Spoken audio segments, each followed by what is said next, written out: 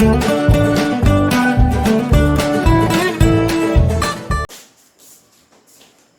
Student,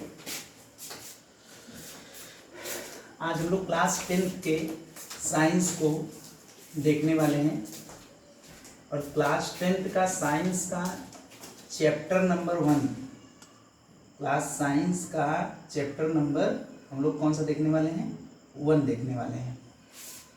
तो अगर देखा जाए तो क्लास 10th का जो साइंस का चैप्टर नंबर 1 हम पढ़ाएंगे, बात सही है, पूरी अच्छी तरीके से आपको हम पढ़ाएंगे।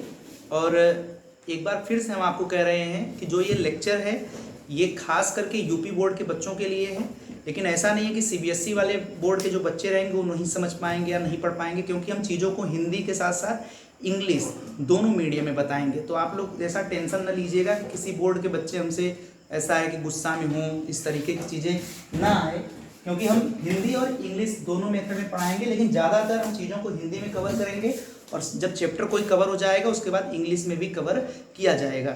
तो आज जो है हम आपको इंट्रोडक्शन लेक्चर देने वाले हैं साइंस का क्लास 10th के। इंट्रोडक्शन लेक्चर देने का मतलब ये है कि चैप्टर नंबर 1 हमको पढ़ना है साइंस का क्लास 10th का, लेकिन आपको कुछ ऐसी बेसिक चीज़ें होती हैं, कुछ ऐसे सामान्य चीज़ें होती हैं विज्ञान के अंदर जो कि आपको जानना समझना बहुत ज़रूरी होता है, क्योंकि बिना उसके जाने समझे आप चीज़ों को ये कहिए कि आप साइंस जो है विज्ञान का चैप्टर नंबर 1 आप समझ पाएँ या पढ़ पाएँ, ये कह सकते हैं ना नामुमकिन है, क्योंकि जब तक बेसिक क्लैरिटी आपका नहीं होगा तब तक कुछ भी आप नहीं कर पाएंगे। जैसे बेसिक क्लैरिटी का मतलब कुछ चीज़ें होंगी बेसिक, जैसे आपको एटलीस्ट एटॉमिक नंबर जिसको हम लोग हिंदी में कहते हैं परमाणु क्रमांक, हिंदी में कहते हैं परमाणु क्रमांक, आपको एटॉमिक नंबर परमाणु क्रमांक के बारे में पूरी जानकारी होनी चाहिए। पूरी जानकारी कहने का मेरा मतलब ये है कि एटॉमिक नंबर के साथ साथ आपको इसके अंदर किसी भी एलिमेंट्स का, किसी भी तत्व का एटॉमिक मास भी आपको पता होना चाहिए। एटॉमिक नंबर के साथ साथ एटॉमिक मास, जिसको बोलते हैं परमाणु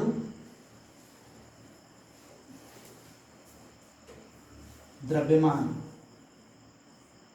ठीक, जो चीजें हम कह रहे हैं ये चीजें आप नोट कर लीजिए। आज इंट्रोडक्शन लेक्चर है साइंस का चैप्टर नंबर 1 के, लेकिन हम कह रहे हैं कि आपको एटॉमिक नंबर, एटॉमिक मास, उसके साथ साथ आपको एटम क्या होता है, एटम को कहते हैं परमाणु, ये पता होना चाहिए। मॉलिक्यूल क्या होता है, मॉलिक्यूल को बोलते हैं क्या? अणु बोलते हैं, ये पता होना चाहिए आपको। उसके साथ साथ आपको किसी भी एलिमेंट्स का, अगर हम एग्जाम्पल लें, कुछ उदाहरण ले रहे हैं, जैसे हाइड्रोजन हो गया, हीलियम हो गया, मान लीजिए लिथियम हो गया, ठीक, बेरिलियम हो गया, बोरान हो गया, कार्बन हो गया, नाइट्रोजन हो गया, ऑक्सीजन हो गया, फ्लोरीन हो गया। ये सब जो मैं मान लो कुछ एलिमेंट्स लिखा हूं, एलिमेंट्स का मतलब होता है हिंदी में उसको कहते हैं तत्व। इन एलिमेंट्स का, इन तत्वों का आपको एटॉमिक नंबर, एटॉमिक मास, उसके साथ साथ आपको तत्वों का, इन प्रत्येक तत्वों के अंदर ऐसे ही आगे अगर देखा जाए तो सो ऑन चलते चले जाएगा, एक्सेट्रा, इसी को हम लोग हिंदी में कहते हैं आदि। आपको इन तत्वों का एटॉमिक नंबर, एटॉमिक मास, प्रत्येक तत्वों का कम से कम आपको 1 से लेकर 30 तक 1 to 30 एलिमेंट्स के एटॉमिक नंबर और एटॉमिक मास आपको एकदम बिल्कुल याद होना चाहिए।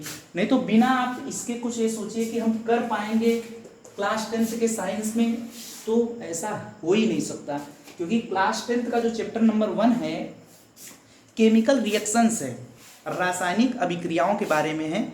और आप रासायनिक अभिक्रियाओं के बारे में तभी समझ पाएंगे, जान पाएंगे अच्छे से उसके तह तक, जब तक आप इतनी सारी चीज़ों को नहीं जानेंगे। और ये तो मैं बस कुछ चीज़ें बता रहा हूँ, इसके साथ साथ और बहुत सारी चीज़ें रहेंगी, उनके बारे में आपको जानकारी होनी चाहिए। जैसे एलिमेंट्स के अंदर कैसे पता चलता है कि कितने इलेक्ट्रॉन होते हैं, एलिमेंट्स के अंदर, तत्वों के अंदर कितने प्रोटॉन होते हैं, एलिमेंट्स के अंदर, तत्वों के अंदर कितने न्यूट्रॉन होते हैं, ये सारी चीज़ें आपको निकालना आना चाहिए। जब तक ये निकालना नहीं आएगा तब तक आप ये कहिए कि ये जो चैप्टर नंबर 1 है साइंस का, आप समझ पाएंगे, कहते हैं ना असंभव, इम्पॉसिबल, क्योंकि ये बेसिक है, ये चीज़ें क्या है, बेसिक हैं। इसीलिए कहते हैं ना कि बहुत सारे बच्चे होते हैं यही सारी बेसिक चीज़ों को क्लियर नहीं किए रहते हैं, और इसी क्लैरिटी के नहीं वजह से उनको पूरा चैप्टर ही नहीं, पूरा साइंस सब्जेक्ट ही नहीं समझ में आता है। और जैसे मैं कुछ बातें करें, अगर बातें करें कि संयोजकता क्या होता है, संयोजकता क्या होता है, संयोजकता को इंग्लिश में बोलते हैं बाबू वैलेंसी। उसके बाद आता है संयोजक इलेक्ट्रॉन क्या होता है, जिसको बोलते हैं इंग्लिश में वैलेंस इलेक्ट्रॉन। क्या बोलते हैं, वैलेंस इलेक्ट्रॉन। किसी भी तत्व का आपको संयोजकता, किसी भी तत्व का संयोजक इलेक्ट्रॉन ये कैसे निकलता है, इसके बारे में क्या जानकारी होती है, ये सारी चीज़ों के बारे में क्या आपको पता है? अगर नहीं पता है तो फिर आप साइंस ये कहिए कि समझ पाएंगे, तो ये बिल्कुल संभव नहीं है। और ये मत समझिएगा आप कि हम जब साइंस का चैप्टर नंबर 1 पढ़ाएंगे केमिकल रिएक्शंस, तो ये सारी चीज़ों को हम नहीं पढ़ाने वाले हैं, ऐसा नहीं है। जब हम साइंस का ये चैप्टर पढ़ाएंगे, चैप्टर नंबर 1, और ये चैप्टर नंबर 1 जो साइंस का है, क्लास 10th में आप लोग हो, अभी 11th में जाते शायद तो आपको समझ में आता, लेकिन क्लास 10th के लेवल पे हो तो, लेकिन फिर भी हम आपको ये बातें कह रहे हैं कि ये केमिस्ट्री का पार्ट है। ये किस चीज़ का पार्ट है? चैप्टर नंबर 1 किसमें आता है? केमिस्ट्री के अंदर आता है। साइंस के अंदर आपके क्लास 10th में कुछ चीज़ें केमिस्ट्री के पार्ट की होंगी, कुछ चीज़ें फिजिक्स की होंगी, कुछ चीज़ें बायोलॉजी के पार्ट की हैं, कुछ चैप्टर। तो जैसे जैसे हम चैप्टर पढ़ाएंगे वैसे वैसे आपको बताते जाएंगे कि कौन सा चैप्टर किस चीज़ से रिलेटेड है, और उस चैप्टर को पढ़ने के पहले आपको किन बेसिक चीज़ों का क्लैरिटी होना चाहिए, तब तो आप वो चैप्टर पढ़ पाएंगे। और ये मत समझिएगा आप कि हम आपको जब चैप्टर नंबर 1 पढ़ाएंगे तो ये सारी चीज़ों के बारे में आपको नहीं बताने वाले हैं, सब बताएंगे। एटम क्या होता है, मॉलिक्यूल क्या होता है, एटॉमिक नंबर क्या होता है, एटॉमिक मास क्या होता है, उसके बाद इलेक्ट्रॉन कैसे निकाले जाते हैं, प्रोटॉन और न्यूट्रॉन कैसे किसी तत्व के अंदर हम पता करते हैं, उसके बाद संयोजकता क्या होता है, संयोजकता कैसे पता करते हैं, संयोजक इलेक्ट्रॉन कैसे निकलते हैं, उसके बाद आपको ऑक्सीडेशन नंबर भी पता होना चाहिए। एक आता है ऑक्सीकरण संख्या, एक आता है ऑक्सीकरण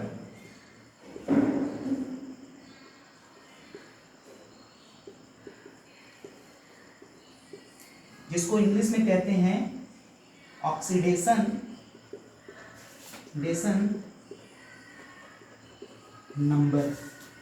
ये भी आपको पता होना चाहिए कैसे ये निकाला जाता है, कैसे क्या होता है। तो इतना बेसिक क्या आपका क्लियर है?